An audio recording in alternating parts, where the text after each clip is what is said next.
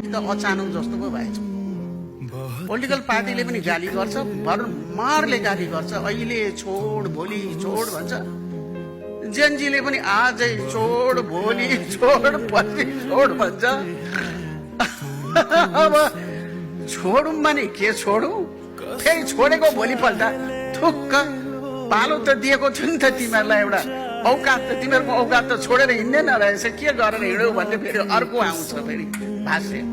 हामी त एकदम कस्तो भने पेन्डुलम जस्तो, त्यही पनि सकस गरेर मेहनत गरेर बहुत हामीले एउटा धैर्य धारण गरेर हामी काम गर्दैछौँ। तपाईँलाई गाली गर्ने मान्छेले त टोयलेटमा गएर गुखाए हुन्छ।